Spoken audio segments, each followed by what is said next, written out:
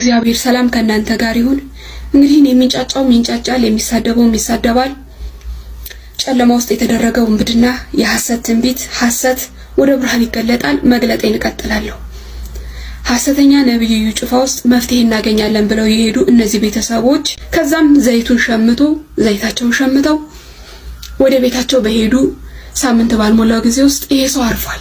በቅርቡ በማህበራዊ ሚዲያ ከፍተኛ መነጋገሪያ ሆኖ የሰነበተውንና ብዙዎችን በድንጋጤና በቁጣ ያወያየውን የነብዩ ጩፋን ጉዳይ ይዘንላችሁ ቀርበናል። ከቀናት በፊት አንድ በኤችአይቪ ቫይረስ የተያዘ ግለሰብ በነብዩ የፈውስ ቃል ምክንያት መድኃኒቱን አቁሞ ሕይወቱ ማለፉን ተከትሎ የተፈጠረው ውዝግብ አዲስ ምዕራፍ ላይ የደረሰ ይመስላል። ነብዩ ጩፋ ከሀገር ሊያመልጥ ይችላል የሚሉ የተረጋገጡ በስፋት እየተዘዋወሩ ያሉ መረጃዎች የብዙዎችን ትኩረት ስበዋል። እንደምታስታውሱት የክስተቱ መነሻ በኤችአይቪ ቫይረስ ተይዞ ለረጅም ዓመታት የሕክምና ክትትል ሲያደርግ የነበረ አንድ ግለሰብ በክራይስት አርሚ ኢንተርናሽናል ቤተክርስቲያን በተደረገ የፈውስ ፕሮግራም ላይ ከተገኘ በኋላ ነው። በወቅቱ ነብዩ ጩፋ ግለሰቡ ከቫይረሱ ሙሉ በሙሉ እንደነጻና እንደተፈወሰ በይፋ አውጀው ነበር። ይህንን የፈውስ ቃል በእምነት የተቀበለው ሟችም ለዓመታት ሲወስደው የነበረውን የሕይወት ማቆያ መድኃኒት አርት ሙሉ በሙሉ በማቆሙ በጥቂት ቀናት ውስጥ የጤና ሁኔታው በከፍተኛ ሁኔታ ተድሮ ሕይወቱ ሊያልፍ ችሏል። ይህ አሳዛኝ ክስተት ይፋ ከሆነበት ጊዜ አንስቶ በማኅበራዊ ሚዲያ ከፍተኛ ቁጣና ውግዘት ሲሰነዘር ቆይቷል። በርካታ የሕክምና ባለሙያዎች፣ የሃይማኖት መሪዎችና የማኅበረሰብ አንቂዎች ድርጊቱን በእምነት ስም የተፈጸመ የሕይወት ማጥፋት እና ኃላፊነት የጎደለው ተግባር ሲሉ በጽኑ አውግዘውታል። ጉዳዩ የሕግ አካላትን ትኩረት እንዲስብና ምርመራ እንዲጀመርበትም ከፍተኛ ግፊት ሲደረግ ነበር። እንግዲህ ይህ ሁሉ ውዝግብና የሕግ ጥያቄ እንደቀጠለ ከትናንት ምሽት ጀምሮ አዲስ አነጋጋሪ መረጃ ብቅ ብሏል። ለጉዳዩ ቅርበት አላቸው የሚባሉ ምንጮች እንደሚጠቁሙትና በማኅበራዊ ሚዲያ ላይ በስፋት እየተዘገበ እንዳለው ነብዩ ጩፋ ከሀገር ለመውጣት ዝግጅት ላይ እንደሆነ እየተነገረ ይገኛል። ይህ መረጃ ይፋ ከሆነ በኋላ በርካቶች ነብዩ እየተካሄደበት ካለው ምርመራና ከሕግ ተጠያቂነት ለማምለጥ እየሞከረ ነው የሚል አስተያየት በመስጠት ላይ ናቸው። በማኅበራዊ ሚዲያ የሚወጡ ጥቆማዎች እንደሚያሳዩት ነብዩ ከቅርብ ጊዜ ወዲህ በአደባባይ መታየቱ መቀነሱና በቤተ ክርስቲያኑ የሚሰጣቸው መደበኛ ፕሮግራሞች መስተጎላቸው ለዚህ ጥርጣሬ እንደማጠናከሪያ እየቀረበ ነው። የሟች ቤተሰቦችና የፍትሕ እንዲሰፍን የሚጠይቁ ወገኖች ነብዩ ከሀገር ከወጣ ጉዳዩ ተዳፍኖ ሊቀር ይችላል የሚል ከባድ ስጋት አላቸው። አንድ የሕግ ባለሙያ በማኅበራዊ ገጻቸው ላይ እንዳሰፈሩት ተጠርጣሪው በምርመራ ላይ እያለ ከሀገር ቢወጣ ጉዳዩን አዝጋሚና ውስብስብ ከማድረጉም በላይ ለተጎጂ ቤተሰቦች ፍትሕ የማግኘት ሂደቱን ያጨልመዋል ብለዋል። እናንተም እስከ ቪዲዮ ፍጻሜ ድረስ አብራችሁኝ የምትቆዩ ከሆነ ዝርዝር መረጃውን ትሰሙታላችሁ። በሺዎች የሚቆጠሩ ተከታዮችን ያፈሩትና በፈውስ አገልግሎታቸው የሚታወቁት የክራይስት አርሚ ኢንተርናሽናል ቤተክርስቲያን መሪ ነብዩ ጩፋ በከባድ ውንጀላዎች ማዕከል ውስጥ ገብተዋል። በርካታ የፕሮቴስታንት እምነት ተከታዮች ነብዩ ጩፋ በክርስቶስ ስም የሚነግድ አጭበርባሪ ነው፣ በአስቸኳይ በሕግ አካላት ቁጥጥር ስር ውሎ ሊመረመር ይገባል በማለት ድምፃቸውን እያሰሙ ነው። ይህ አሰቃቂ ክስተት በማኅበራዊ ሚዲያ ይፋ ከሆነበት ቅጽበት አንስቶ እንደ ሰደድ እሳት በመሰራጨት ከፍተኛ የሆነ የቁጣና የሐዘን ማዕበል አስነስቷል። እዩ ጩፋ ኢንተርቪው ያደረገው ሰይጣን ምን አይነቱ ነው? ያልቻልኩም አይነት ታዲያ ምን ላርግሽ? ወረኛ ነህ አንተ። የበላህበትን ነው የምትሰብረው አንተ። አትጣሉ እንጂ አትጣሉ። እንዴት ነው የማንጣላው? ሚስጥር አውጥቶ እንዴት ሚስጥር ይወጣል? ያላችሁት እኮ ሰው ቤት ነው። አዎ ሰው ቤት ነው። እሱማ ሰው ቤት ያው ዋናው ቤት። ህዝቡም ኦቨርፍሎ ፈሶ የሚመለከተው ይህንን ቲያትር ለማየት ነው። ከዚህ በላይ የሚያዝናና ቲያትርም ደግሞ ያለ አይመስለኝም።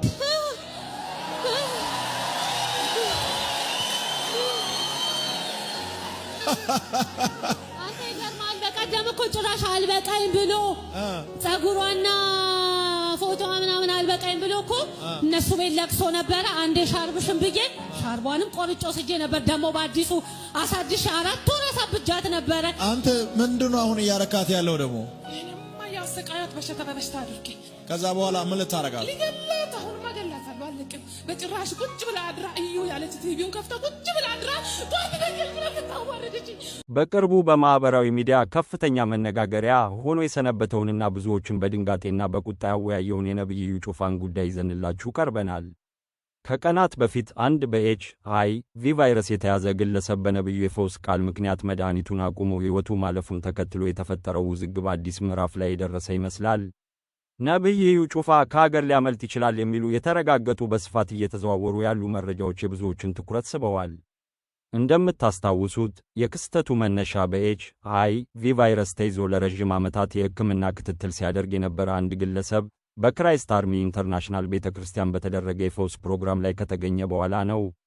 በወቅቱ ነብይ ኢዩ ጩፋ ግለሰቡ ከቫይረሱ ሙሉ በሙሉ እንደነጻና እንደተፈወሰ በይፋ አውጀው ነበር። ይህንን የፈውስ ቃል በእምነት የተቀበለው ሟችም ለዓመታት ሲወስደው የነበረውን የሕይወት ማቆያ መድኃኒት አርት ሙሉ በሙሉ በማቆሙ በጥቂት ቀናት ውስጥ የጤና ሁኔታው በከፍተኛ ሁኔታ ተድሮ ሕይወቱ ሊያልፍ ችሏል። ይህ አሳዛኝ ክስተት ይፋ ከሆነበት ጊዜ አንስቶ በማኅበራዊ ሚዲያ ከፍተኛ ቁጣና ውግዘት ሲሰነዘር ቆይቷል።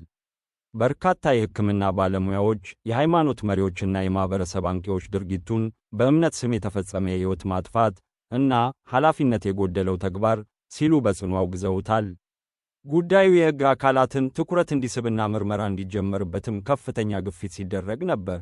እንግዲህ ይህ ሁሉ ውዝግብና የሕግ ጥያቄ እንደቀጠለ ከትናንት ምሽት ጀምሮ አዲስ አነጋጋሪ መረጃ ብቅ ብሏል። ለጉዳዩ ቅርበት አላቸው የሚባሉ ምንጮች እንደሚጠቁሙትና በማኅበራዊ ሚዲያ ላይ በስፋት እየተዘገበ እንዳለው ነብይ ኢዩ ጩፋ ከሀገር ለመውጣት ዝግጅት ላይ እንደሆነ እየተነገረ ይገኛል። ይህ መረጃ ይፋ ከሆነ በኋላ በርካቶች ነቢዩ እየተካሄደበት ካለው ምርመራና ከሕግ ተጠያቂነት ለማምለጥ እየሞከረ ነው የሚል አስተያየት በመስጠት ላይ ናቸው። በማኅበራዊ ሚዲያ የሚወጡ ጥቆማዎች እንደሚያሳዩት ነቢዩ ከቅርብ ጊዜ ወዲህ በአደባባይ መታየቱ መቀነሱና በቤተ ክርስቲያኑ የሚሰጣቸው መደበኛ ፕሮግራሞች መስተጎላቸው ለዚህ ጥርጣሬ እንደማጠናከሪያ እየቀረበ ነው።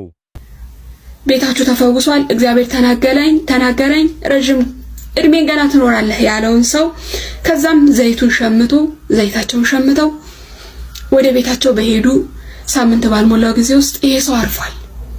ይህን ቪዲዮ ተከታተሉና ተመልሼ ይመጣል። እግዚአብሔር እንደዚህ አለ፣ እጅን በአፍ አስጭናለሁ። አሜን። እጅን በአፍ ላይ በማስጭንበት ጊዜ የሚወድም የሚጠላም እንኳን ደስ አለ እያሉ ይመጣሉ። እንደዚህ አይነት ባል የት ይገኛል? እግዚአብሔር እንደዚህ አለ፣ እናንተን በጤና ባርካቸዋል። አሜን። በልጆች ባርካል። አሜን። በመልካም ኑሮ ባርካቸው። አሜን። ረጅም ዕድሜ በትዳር በሰላም ትኖራላችሁ። አሜን። አሜን። ይሁድ ምስትህን አቅፋት ይዘህ ወደ ቦታው እግዚአብሔር በልጆች ባርካችሁ አለኝ። እግዚአብሔር ቤቱን በሰላም ባርካለሁ አለኝ። እግዚአብሔር የብዙዎች አባት አደርጋለሁ አለኝ። የሟች ቤተሰቦችና የፍትህ እንዲሰፍን የሚጠይቁ ወገኖች ነቢዩ ከሀገር ከወጣ ጉዳዩ ተዳፍኖ ሊቀር ይችላል የሚል ከባድ ስጋት አላቸው። አንድ የሕግ ባለሙያ በማኅበራዊ ገጻቸው ላይ እንዳሰፈሩት ተጠርጣሪው በምርመራ ላይ ያለ ከሀገር ቢወጣ ጉዳዩን አዝጋሚና ውስብስብ ከማድረጉም በላይ ለተጎጂ ቤተሰቦች ፍትህ የማግኘት ሂደቱን ያጨልመዋል ብለዋል። ይህ የማምለጥ ወሬ የሕዝቡን ምላሽ በሁለት ከፍሎታል።